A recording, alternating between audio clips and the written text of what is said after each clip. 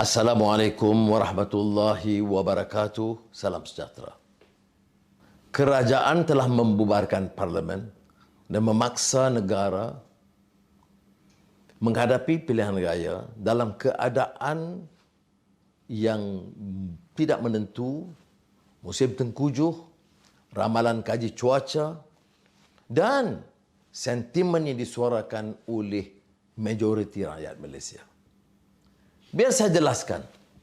Harapan siap siaga menghadapi pilihan raya umum ke-15.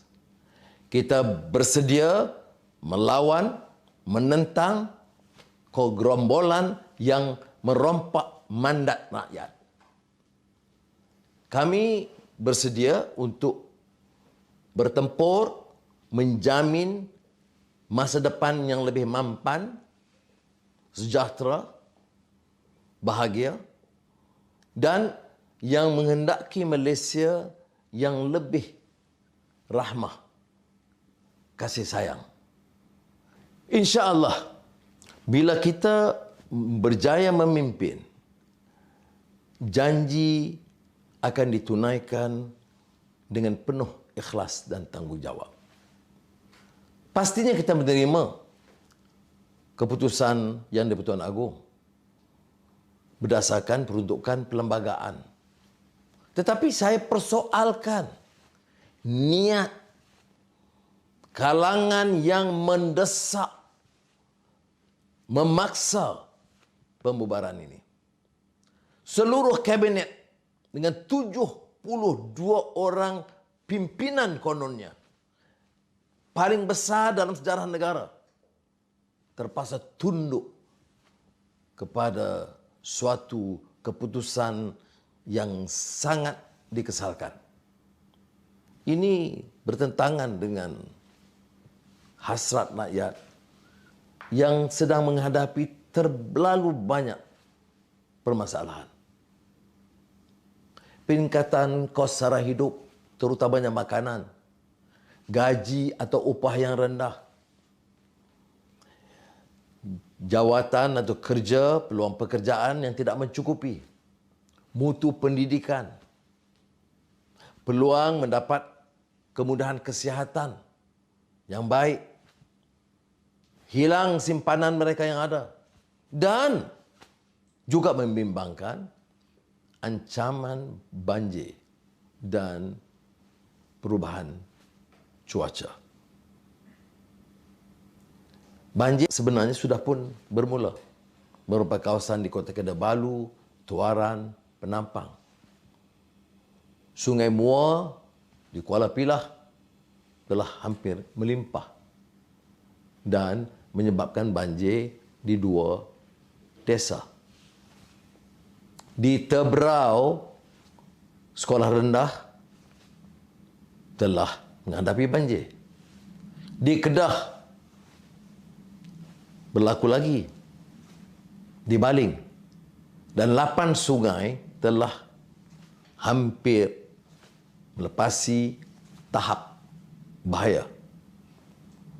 Pakar-pakar sains dan kaji cuaca menganggarkan hujan akan bertambah dan negara akan dilanda banjir. Apa jenis manusia, apa bentuk parti politik, apa jenis kerajaan yang mengizinkan risiko terhadap nyawa dan harta rakyat semata-mata untuk mengadakan pilihan raya. Maka jangan tertipu dengan sikap kerajaan yang mengatakan kononnya pilihan raya itu diadakan untuk mengembalikan mandat. Ya, saya tidak nafikan kita perlu pilihan raya.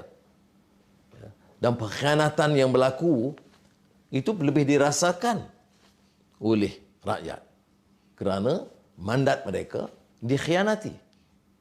Tetapi pilihan raya ketika ini yang mengancam kehidupan rakyat, ini bukan suatu pilihan raya yang adil. Kerana ia seolah-olah mengizinkan penipuan dan menindas hak pengundi untuk menyatakan sikap mereka. Saudara-saudari ingat COVID-19 yang mereka war-warkan sebagai suatu kejayaan. Tapi jangan lupa, inilah kerajaan yang sama yang menyebabkan penyebaran penyakit, jangkitan dan menyebabkan lebih 30,000 rakyat meninggal dunia kerana dipaksakan pilihan raya di Sabah ketika itu. Kerajaan inilah yang mengumumkan darurat semata-mata untuk mengelak daripada berdepan dengan parlimen dan persoalan yang mungkin dibangkitkan dan membongkar kerusakan yang mereka lakukan. Kerajaan ini telah menipu rakyat dengan MySejahtera, menipu tanpa keterangan mengenai DNB, Digital Nasional Berhad. Kerajaan yang sama menipu kita selama berdekad mengenai satu MDB. Kerajaan yang sama menipu dalam kes LCS, Littoral Combat Ships.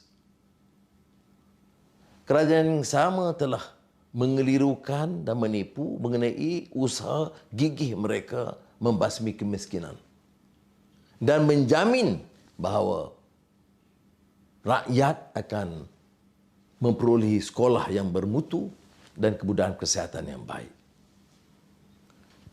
Masa dan ketikanya untuk rakyat bangkit membetulkan kecelaruan yang ada. Bangkit untuk menolak perasuah dan penindas. Ketikanya sekarang untuk kita kembalikan mandat dari gerombolan yang memperkayakan diri mereka, keluarga mereka, kroni. Sementara majoriti rakyat terpaksa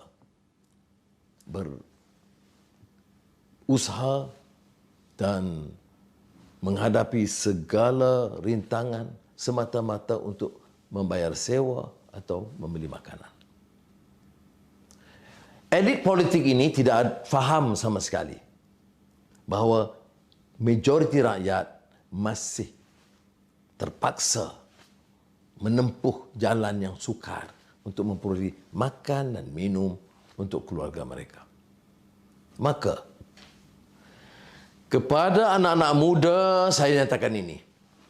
Pilihan saudara-saudari dan anak-anak akan menentukan masa depan semua rakyat Malaysia. Dan manakala insya-Allah kita kembalikan mandat kepada kita, kita akan lakukan segala yang mungkin untuk menangani masalah kos sara hidup yang ditempuh oleh majoriti keluarga negara kita. Bila kita kembalikan mandat, insya-Allah kita akan pastikan rakyat memperolehi mutu pendidikan yang lebih baik. Manakala kita kembali berkuasa, kita yakin insya-Allah kita akan kembalikan keyakinan terhadap ekonomi, memulihkan ekonomi melalui pelaburan dalam negara dan pelaburan asing. Dan bila kita mengembalikan keyakinan rakyat, kita akan pastikan persekitaran diawasi dan kesan atau dampak dari perubahan iklim lebih terkawal.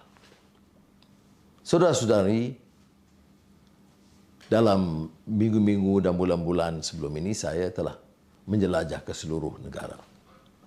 Menemui ribuan orang. Hampir tanpa kecuali. Semuanya melahirkan rasa gundah gulana, resah kerana kehidupan yang kian sukar.